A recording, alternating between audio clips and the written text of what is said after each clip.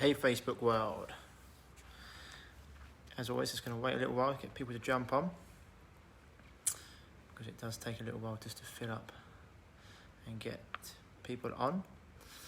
So I'm actually going to go through today the 8 types of additives that you get in your supplements. I've got some notes here because there's quite a lot to go through, and I've decided I'm going to do this in 3 parts rather than 2 parts, because I want to go through the different types of additives that you get, and then we'll go through specific ones to watch out for in the 3rd part of this, because I think it's important. This way we wait for more people to jump on. As always, if you haven't yet signed up to my email list, please do, in case Facebook, Instagram decide they don't want the truth out there anymore. If you go to www.reviveyourself.co, then you can join the mailing list there by putting your name and email in, so you can get all the information that you need, and that way you won't miss any videos, articles, etc. content. Okay, so today I'm going to go through 8 different types of additives in supplements, because generally people think, they don't look at the label of their supplements. They think that if it's in the shop, it's healthy, and it wouldn't be allowed to be in there if it was healthy. That's why people often say, if it was that bad, they wouldn't be allowed to sell it. But yet they sell alcohol and cigarettes and fast food, what we call junk food. And so when it comes to supplements, it's an unregulated industry in general. In the FDA in America doesn't regulate it. I'm going to go through this. Europe and UK have certain different standards, but there's so many American products on the market in both all across Europe, the UK as well. I want to go into this as well, because they actually allow 3,000 food additives in supplements in America, and they've got a list of approved ingredients, and all a company has to do is comply with that list, and they're fine. But some of those ingredients, which we'll get into at a later date, you'll find can be a lot more harmful than they tell you.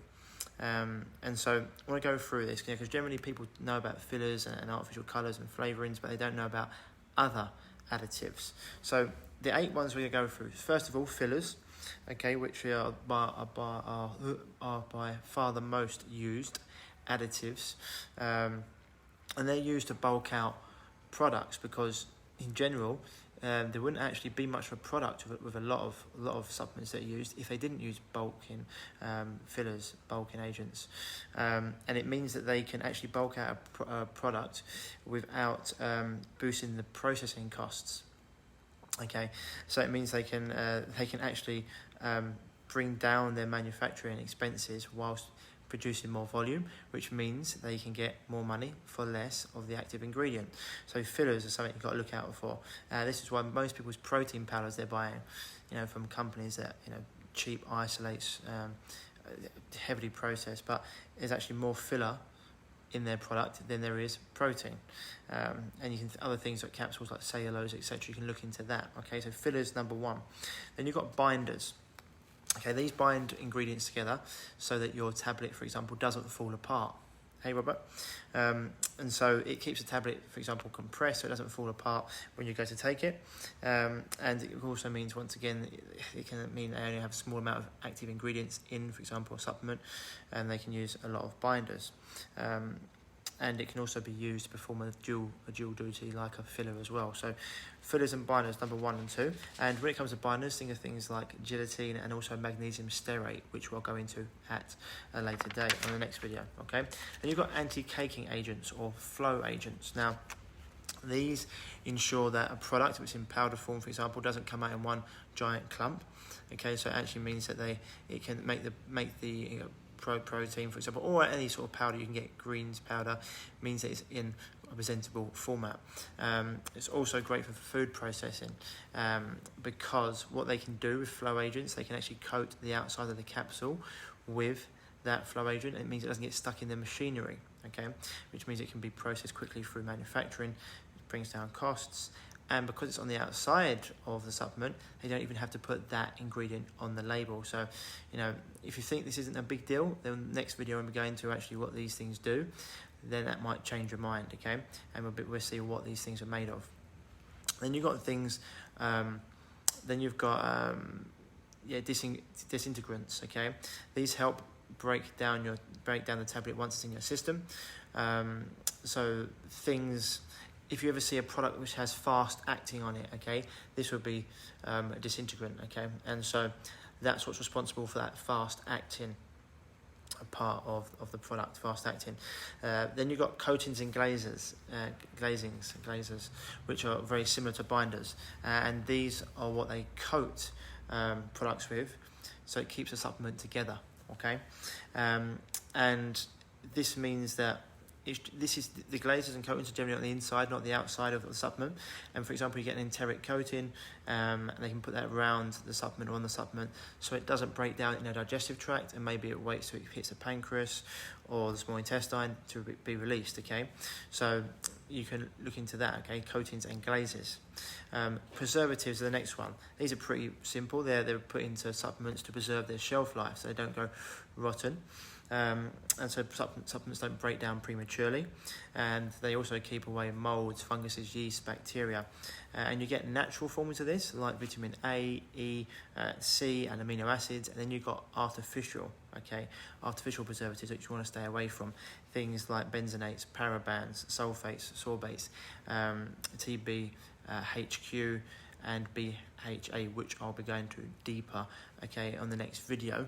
But the artificial preservatives, when they're taken in large quantities and over a long period of time, have been shown to have all manner of issues like neurological effects, okay, and even shown to contribute to tumour growth. So you've got to be very, very careful when you're. This is why you've got to be careful what supplements you choose, okay? Because lots of people have their supplements, they have them all the time. You know, their protein powders, shakes, ZMA, and all these things that they think they need, which they don't, or just very low quality. So it's why I said before, cheapest and best are very rarely in the same sentence, and it's really important to know what you're buying and to know what's in it, okay? And you get acidulants, okay? Acidulants are, these have got multi-purpose, well, they're a multi-purpose additive, okay? They can enhance flavour, they can increase shelf life, improve colour and texture, they can prevent mould, and they can also control the pH of products, okay? And they're in a range of foods and supplements. You'll be able to notice this because it'll have lactic acid or citric acid on the label, okay? So these are something else to look out for. Then you've got colourings and flavourings, okay? So colourings and flavourings, the colourings were originally used to pump up the colours of food, so they can be used in adverts so they looked more presentable, more appealing to people, okay?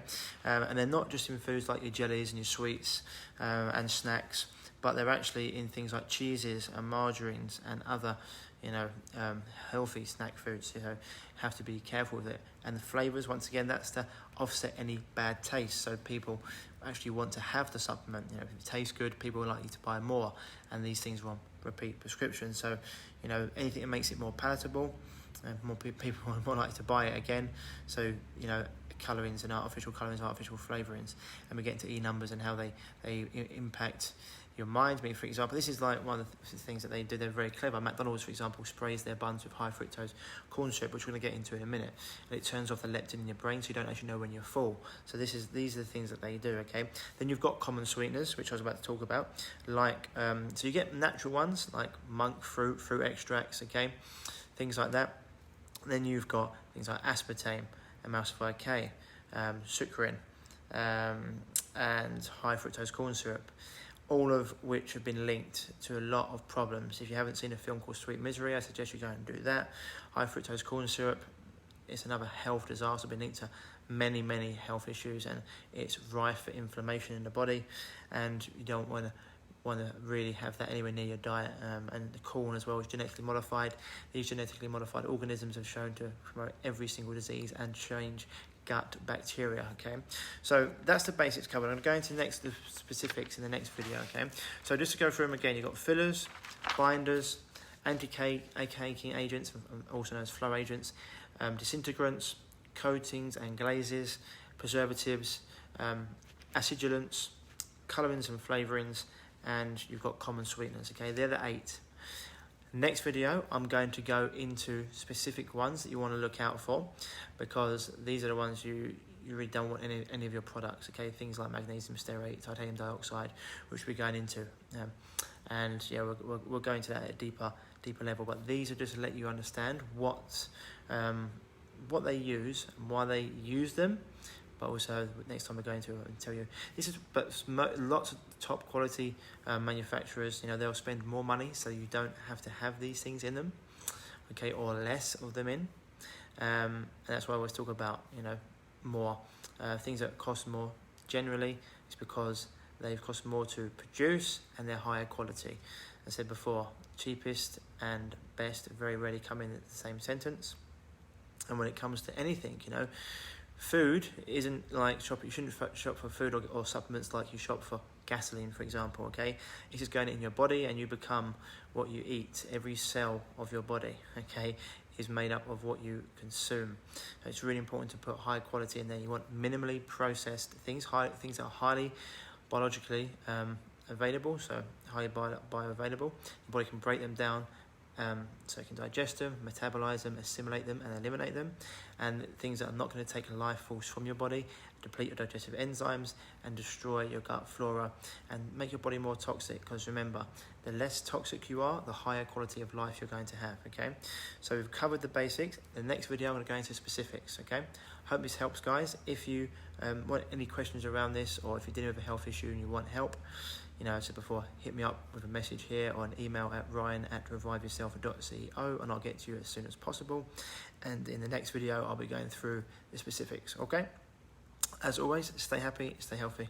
I'll speak to you soon. Bye-bye.